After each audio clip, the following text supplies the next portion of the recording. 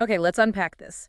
Have you ever, really listened to how just shifting one word changes everything? It's amazing, isn't it? Take this sentence. I didn't say he stole the money. Seems simple enough, right? On the surface, yeah. But actually, there are, what, 7 different ways to hear that? At least. And it all depends on where you put the emphasis, the stress. Exactly. And that's sentence stress. It's this hidden layer, not just the words, but how you say them. Crucial for English. Totally crucial. Especially if you're learning English, aiming for that natural flow, maybe in business meetings, or even just understanding movies better. Yeah, it's about making certain words a bit louder, maybe stretching them just a tiny bit. It's quite different from some languages where every syllable gets sort of equal weight. Right. It's not like Japanese, for instance. Precisely. And getting this right, well, it's key for clear communication. Avoids mix-ups. Big time. Think about business deals Yeah. or an actor trying to convey, subtext. Oh, absolutely. A misplaced stress can completely change a character's intention or the outcome of a negotiation. So that's our mission today, isn't it? We're taking that one sentence. I didn't say he stole the money. Yep. And we're going to explore all 7 of its meanings just by changing the stressed word. Looking at real-world examples.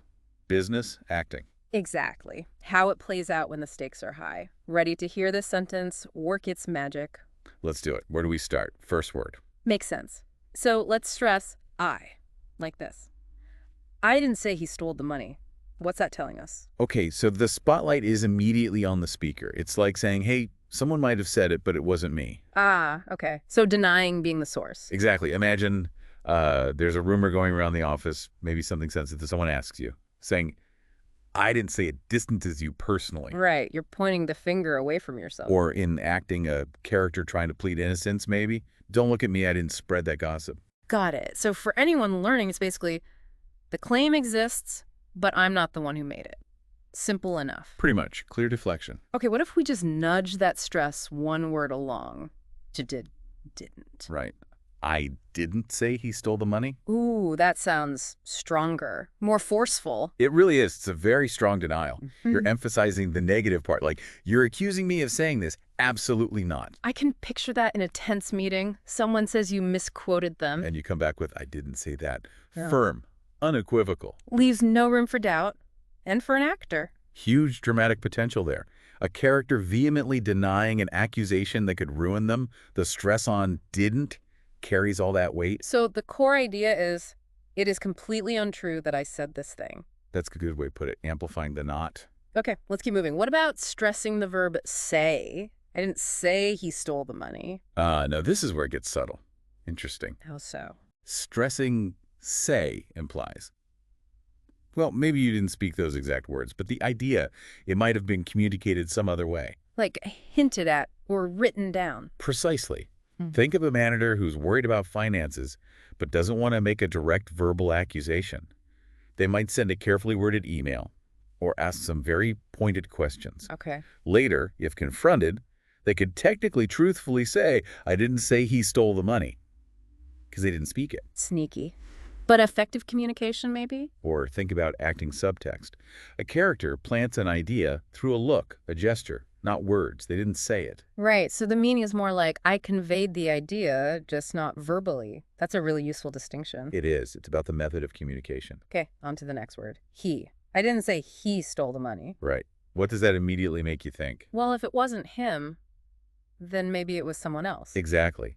The stress on he points away from that specific person. It implies an alternative suspect. So in a business meeting about, say, missing supplies. You could say, look, I didn't say he took them, strongly suggesting you suspect someone else entirely, without naming them maybe. Shifts the focus. And in a script, a detective drama. Perfect for that. A red herring maybe? Casting suspicion elsewhere? I never said he was the culprit. Gotcha. So simply put, I accuse someone, but not that guy. You've got it. Introduces an alternative person. Okay, let's talk about the action itself. Stressing stole. I didn't say he stole the money. Yeah, this one questions the nature of the act. Was it really stealing? Ah, so maybe he just borrowed it or misplaced it. Could be. Or maybe took it without permission but intends to return it. Stressing stole opens up debate about the verb itself. In a financial discussion at work, if funds are missing. Someone might say, hold on, I didn't say he stole it.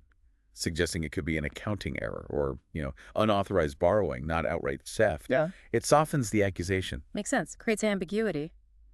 Useful in negotiation, perhaps. Or in a script, to keep the audience guessing about what truly happened. Was it malicious or just misguided? So the paraphrase might be, he definitely took the money, but stole might be too strong a word. Yeah, that captures the essence, questioning the label. Now, this next one feels subtle, stressing I didn't say he stole the money. It is subtle but important. Stressing the makes it specific. It singles out this particular money we're talking about. Implying there might be other money. Exactly. Maybe you accused him of stealing some money, just not this specific pot of money. Okay, give me a business example. Imagine a company with, like, different project budgets. Money's gone from project A. Someone might clarify, wait, I didn't say he stole the money from project A, implying maybe they know about missing funds from project B. Right, distinguishing between specific instances. And enacting, maybe a plot involving multiple thefts or different sums of money. Stressing V helps the audience track the specifics. So it's like saying he might have stolen some other money, but not this money we're currently discussing. Precisely. It narrows the focus to a specific item versus another or the general category. Okay, last one. Stressing the final word, money. I didn't say he stole the money. So what does that suggest? If not money, then? Something else. Right. Maybe he stole, I don't know, equipment, ideas. Exactly. Company secrets, intellectual property, maybe just valuable supplies. Stressing money implies the object of the theft was different. So in that meeting about wrongdoing, It might turn out the person copied sensitive files, didn't embezzle cash. So someone clarifies, look, I didn't say he stole the money, pointing towards data theft instead. and it could be a major plot twist in a script. Everyone assumes it's about cash. But the stress reveals it was something else entirely. Maybe something even more valuable. Wow. Okay, so that's 7 variations. I didn't say it. I didn't say it. Strong denial. I didn't say it. Implied it. I didn't say he did it. Someone else. I didn't say he stole it. Did something else. I didn't say he stole the money, the specific money. I didn't say he stole the money. Stole something else. That's it. One sentence, so many potential meanings. It just hammers home how vital sentence stress is. Especially in global settings, business or otherwise, you need that clarity. And, for understanding nuances when you listen. Absolutely. And for all of you listening, especially non-native speakers, really tuning into this helps comprehension massively. Notice where speakers put emphasis. Yeah, and practice it. Like VOA Learning English suggests, actually say the sentence all 7 ways. Try putting it into those business or acting contexts we talked about. It makes a huge difference. You start hearing it everywhere once you pay attention. You really do. In meetings, films, TV shows, it unlocks another layer of meaning. So maybe a final thought to leave everyone with. Go on. Just think about how many daily misunderstandings, maybe big, maybe small, might just boil down to missing the stress or putting it in the wrong place. That's a scary thought, actually. But also empowering, right? Yeah. If we consciously use and listen for sentence stress, think how much clearer, how much more effective our communication could be, professionally, personally, everywhere. Definitely something to think about. Makes you want to listen a bit more carefully from now on.